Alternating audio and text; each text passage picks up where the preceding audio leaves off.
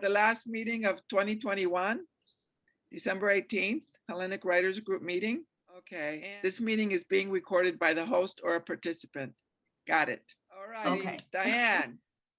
Okay, I don't have a name for this, but the stairs from the first floor were narrow with a 90-degree turn a few steps up from the bottom. No windows on the stairs let in the light, only the glow from the second floor beckoned me as I went up to bed. My younger brother Tim and I shared a tiny bedroom at the top of the stairs, the only room on the second floor except for the bathroom, which looked out over the backyard. My bed was crammed in the corner up against a window. We had no curtains. Tim's bed was up against the wall, and in between lay the pink cradle my grandfather had made for my dolls. A decal of a happy lamb decorated it. My doll babies loved it. I was fearless as I trudged up the steps. Dad was out driving a taxi, his second job he did to save money for our own home. I knew my mother would come up soon. She'd sit on my bed and bow her head as I said my prayers with her, then glide off. Mom was not a kisser. She also believed in putting children to bed early. During the summer, it would still be light outside, and I could hear my cousins and other older children playing out on the city sidewalks. Soft summer air, perfumed with the greenness of the tree leaves, wafted into my room. Bored, I would create a fort from my sheets and blankets, piling them into a ring around my tiny self. Eventually, I'd doze off. In my dreams, I'd rearrange the happenings of my days. One summer day, an immigrant organ grinder with a capuchin monkey sauntered down my street, East 2nd Street in Dayton, Ohio. My cousin Carol Ann, who lived in the other half of our double, was playing on the porch with me. The organ grinder stopped just outside our wrought iron gate to play a few lilting notes of music. He hoped to entice an adult into putting a few coins in his hat, but was disappointed, so moved along, heading toward my grandparents' house up the street. I knew Grandma would give him a little something if she were home. That evening I slept, and I dreamed of the organ grinder and his monkey. Then I awoke. The air was still. Moonlight through the window fell on my bed and over onto Tim's. The monkey sat on top of my sleeping brother and grinned at me. I screamed, then awoke for real. My mind had tricked me. Another night, my dad woke me up. He took me over to the bathroom and we watched as the neighbor's garage burned down in a licking, roaring conflagration. Dad photographed the excitement. Amid the thrilling and boring and scary times in my bedroom shines a joyful experience. Christmas was a time of anticipation. Mom baked particular types of German cookies only at Christmas time. I can't spell them without looking them up, but I know how to say their names, Springerles and Pfeffernuss. She baked Christmas Stollen and meticulously draped aluminum icicles on our tree. She placed special decorative candles about our cramped living room, an angel, a Santa Claus. Grandma and Grandpa put the creche out in their parlor.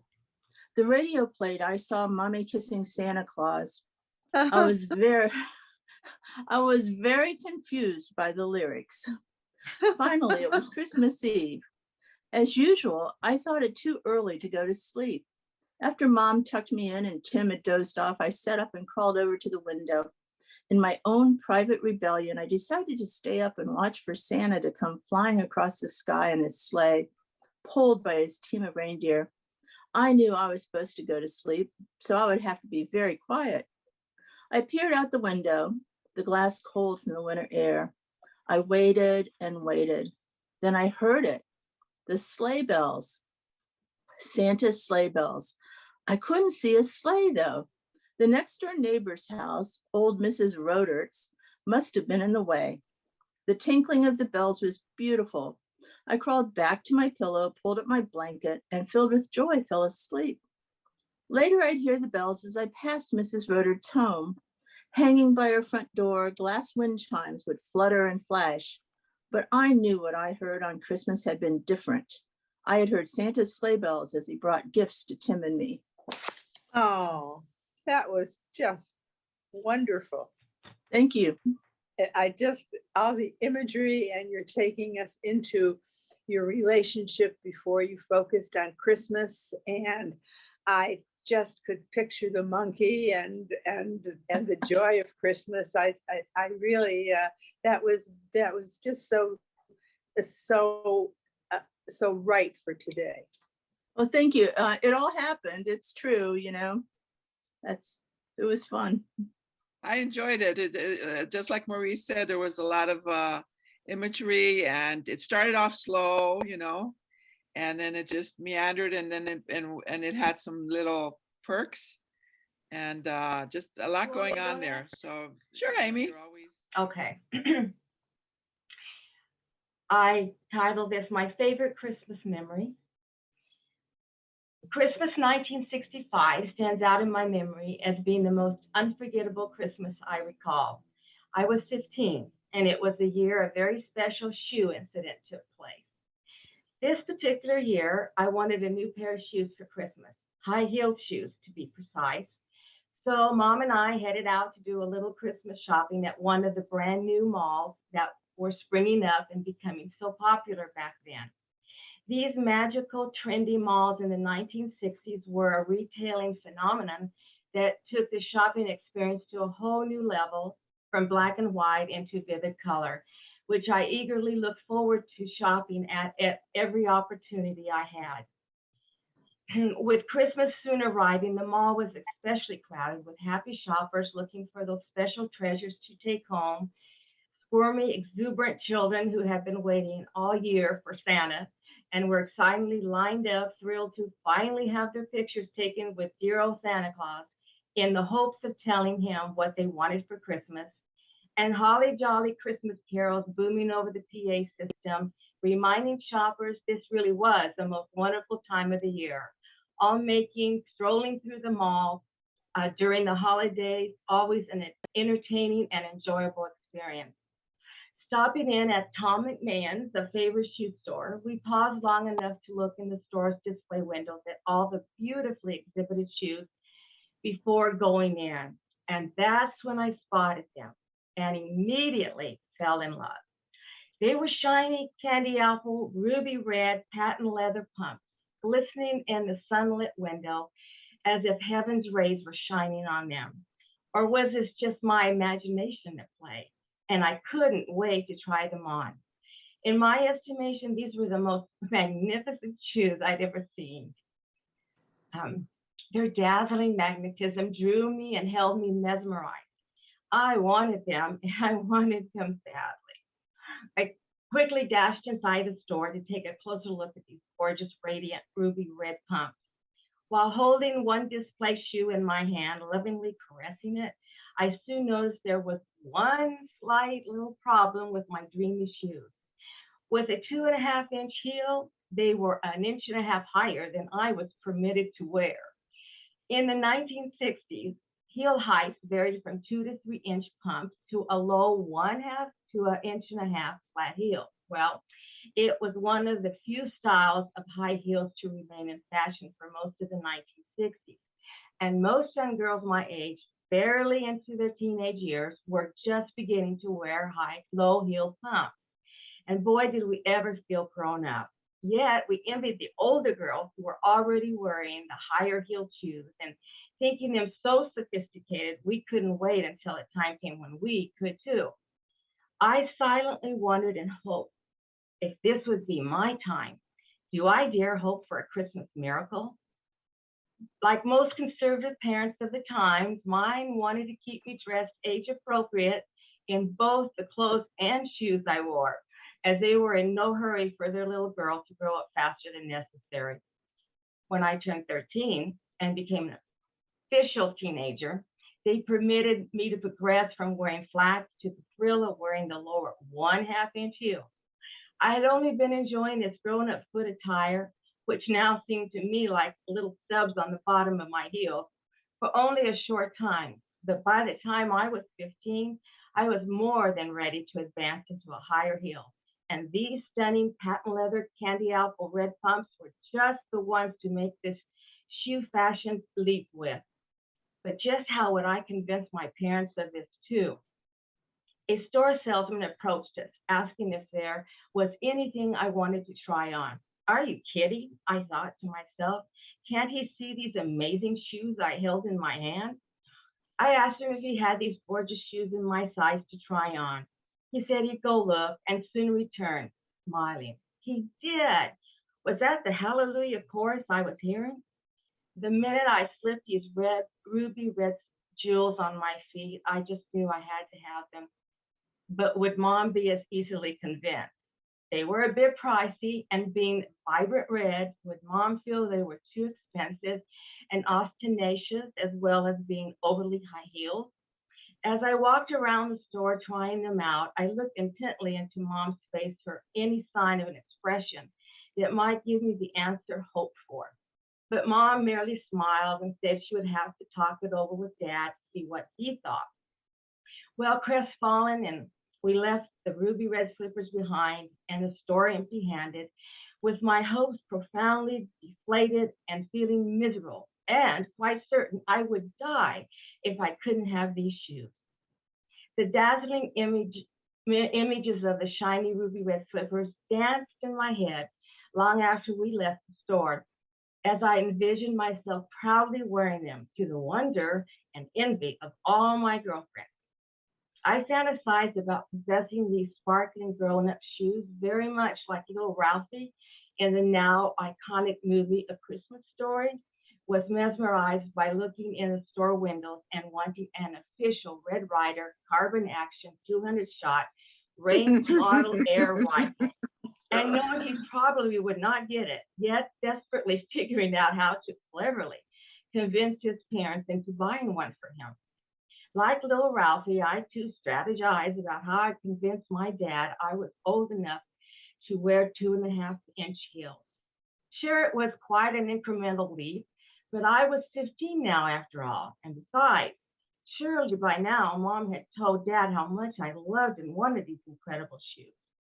And sadly, like little Ralphie, I was also confident that my parents would feel I too was too young to wear shoes with heels that high. Christmas Day was quickly approaching, and although I had hinted several times to Mom about how much I liked them, nothing more was mentioned about my coveted shoes. And soon I'd given up all hope of getting them. As was a tradition in our family, all presents were opened on Christmas Eve, leaving only the presents Santa would bring to be opened Christmas morning.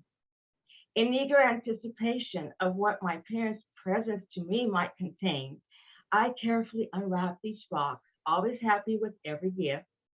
And as I reached for the last present handed to me, I noticed a little grin slip across Dad's face, leaving me very curious as to what was inside this box that would produce such a noticeable thing. The mystery was solved once I quickly tore off the wrapping paper and opened the box.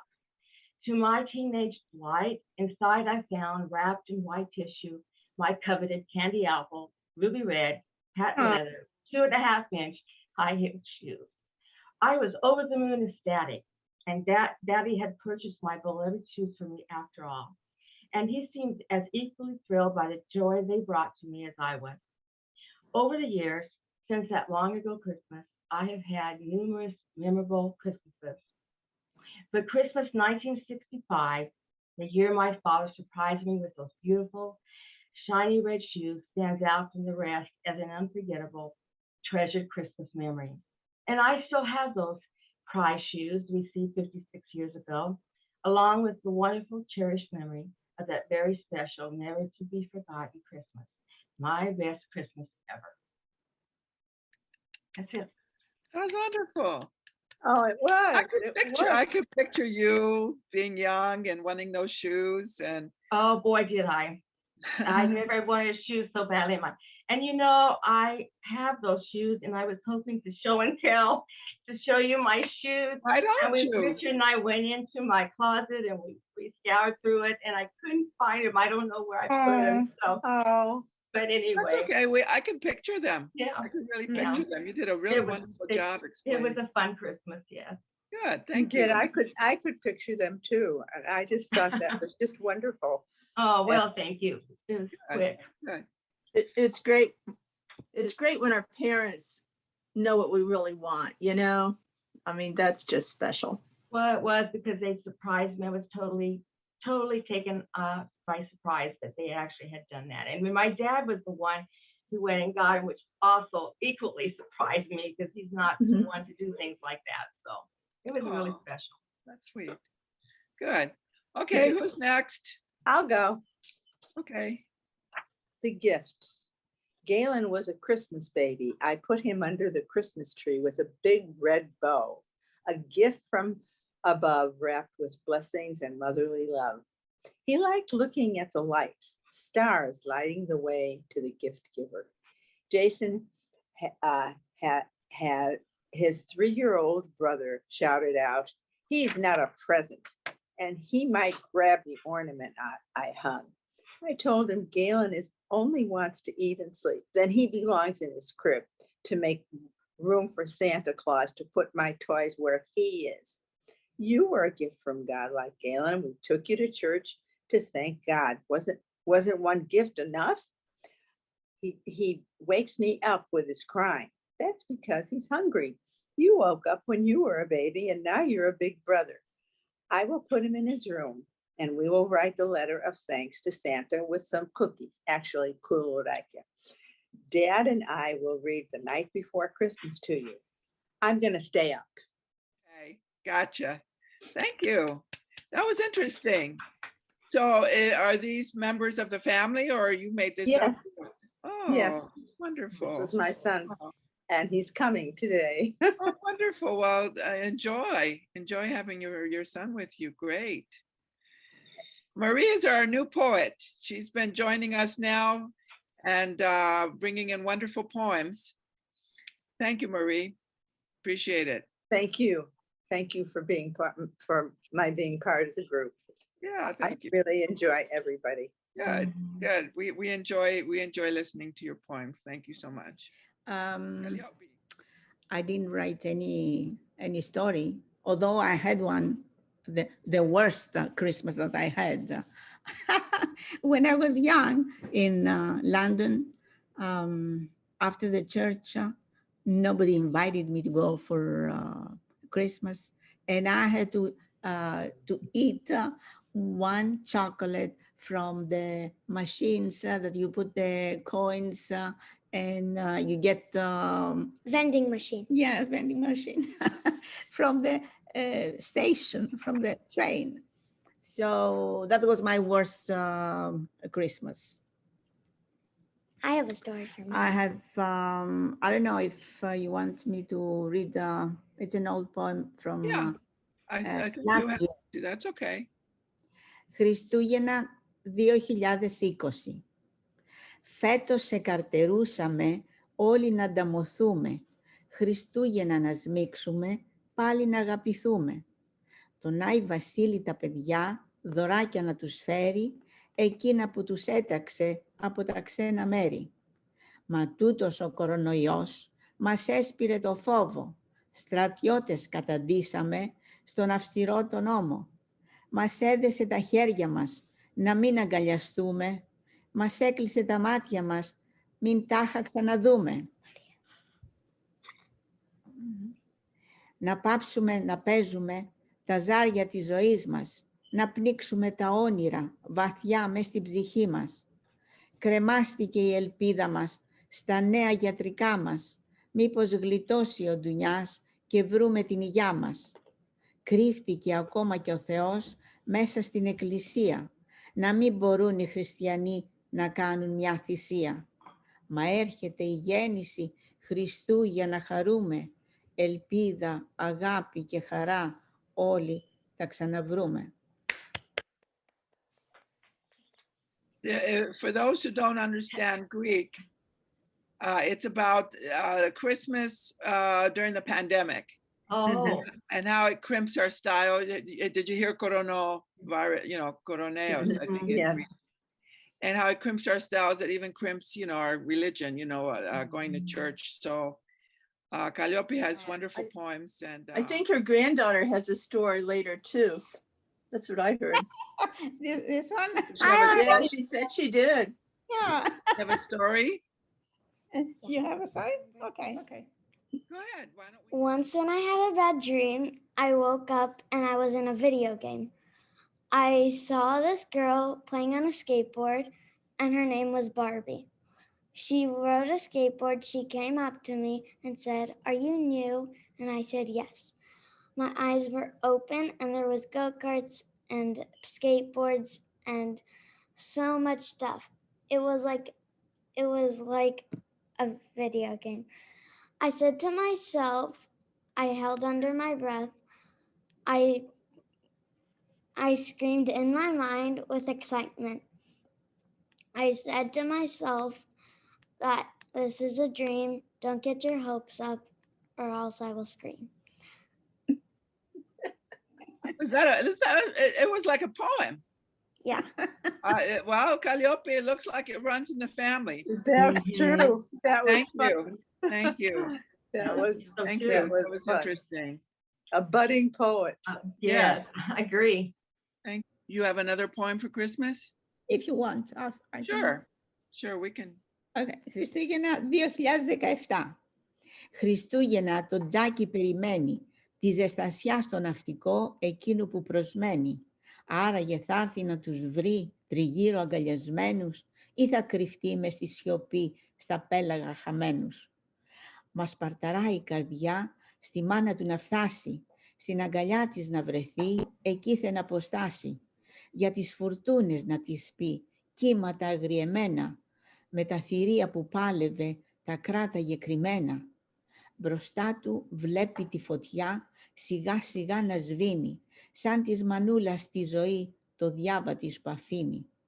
Ο χρόνος πάει στο λογισμό, σαν αστραπή του φεύγει, κοιτάζει τα κατάρτια του και τη φυγή γυρεύει.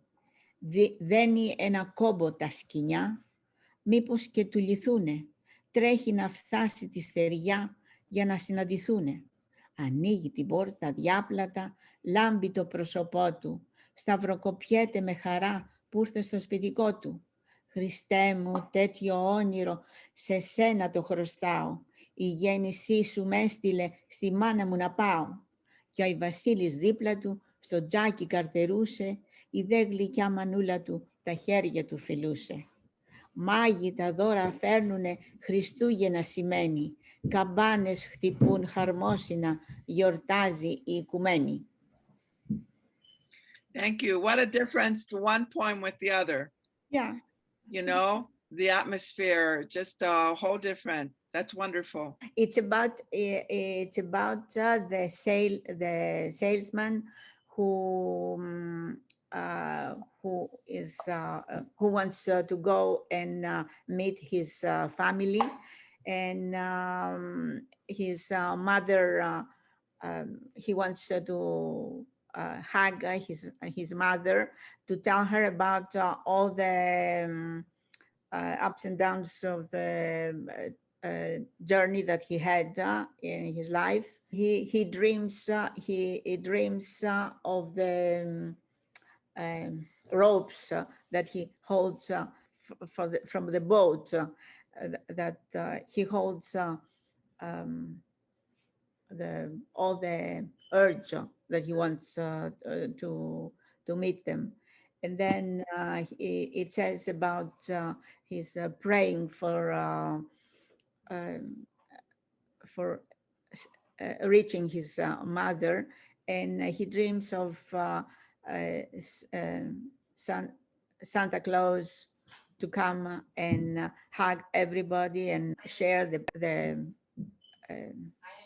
the presents, and in the end he feels happy with the bells ringing and the joy for the whole world.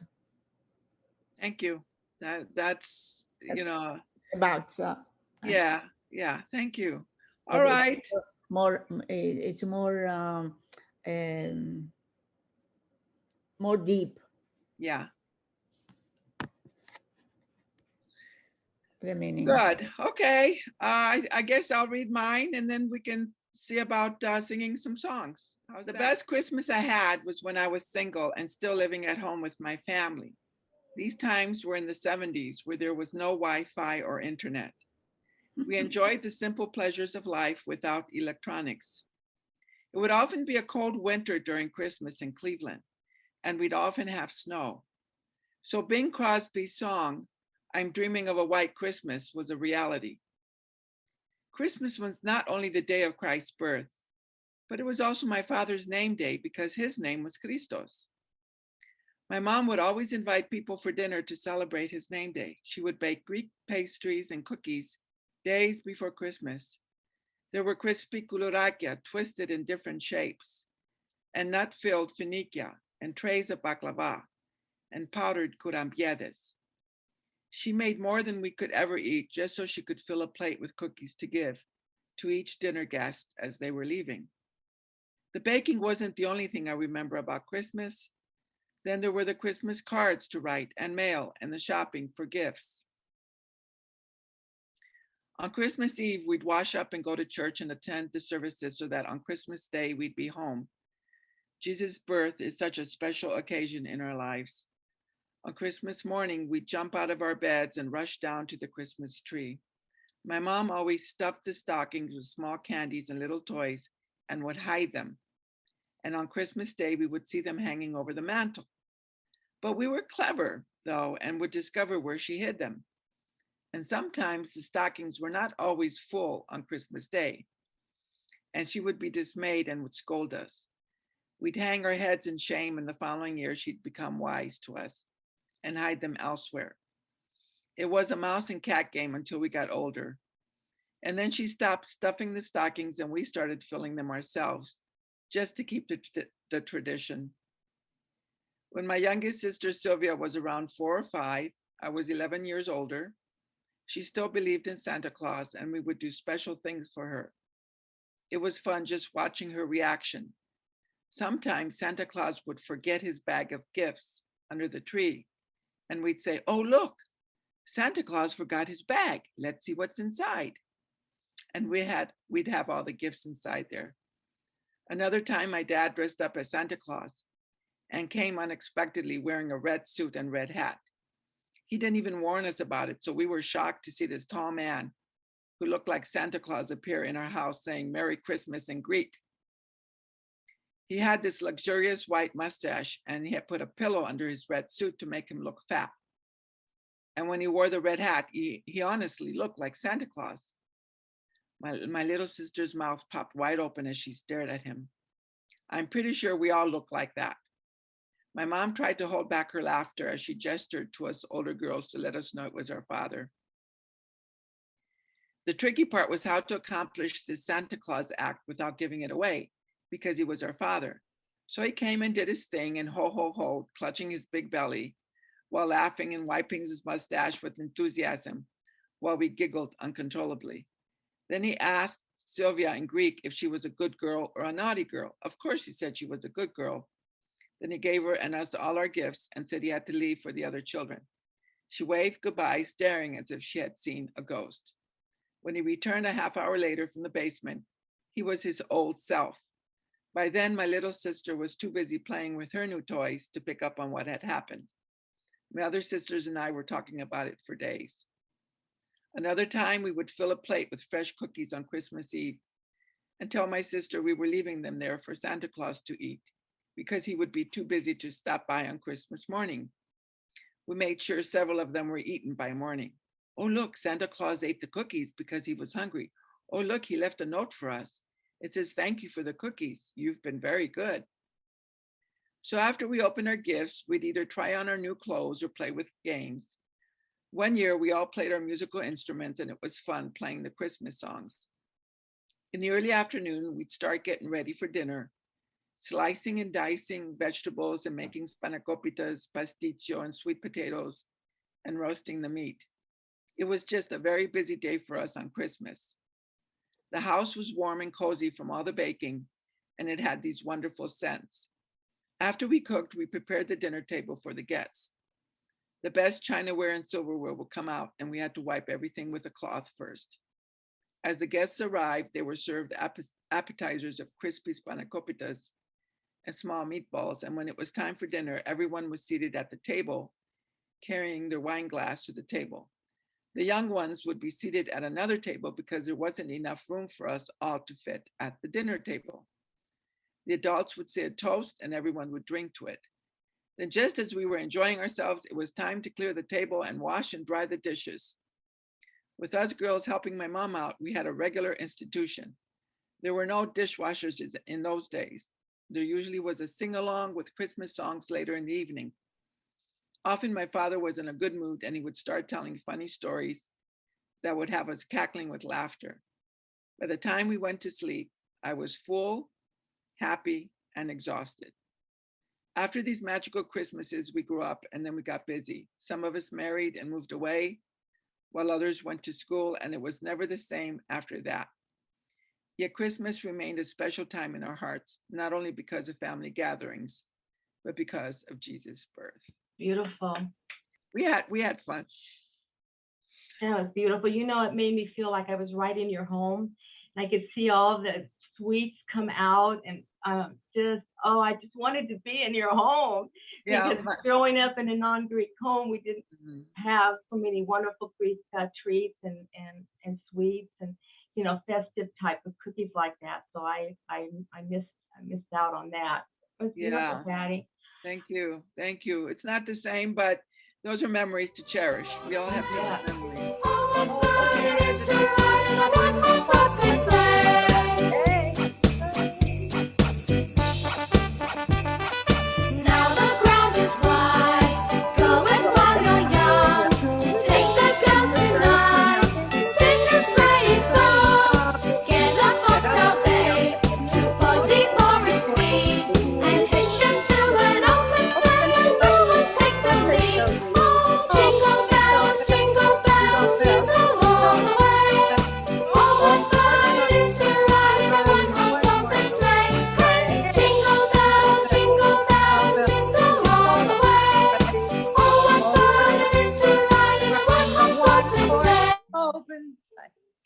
Okay, wow. Oh, thank you. That was fun. Are there any last minute wishes or anybody would like to say something before we close? Thank you very much, Patty, for everything. The whole year you made it happen.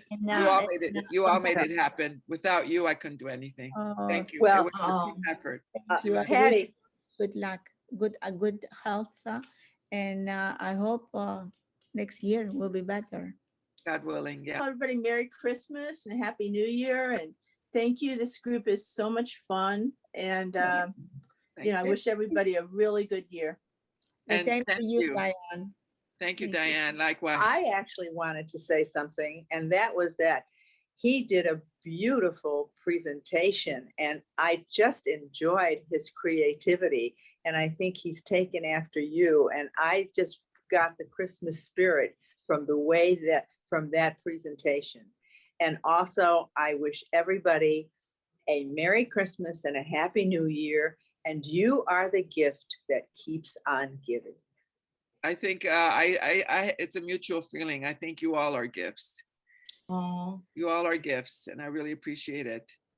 Merry Christmas to everybody. Merry Christmas to everybody. And on the night. Καλά Χριστούγεννα. Καλά Χριστούγεννα. yes. Thank you. Patty. And my son, thank you so much for being there. I will see you tomorrow. You will indeed. Merry Christmas, everybody. You did a great job. You did a great job. That's great. Thank All you. right. Take care. Bye-bye. Oh, bye. Merry Christmas. Merry Christmas. Merry Christmas.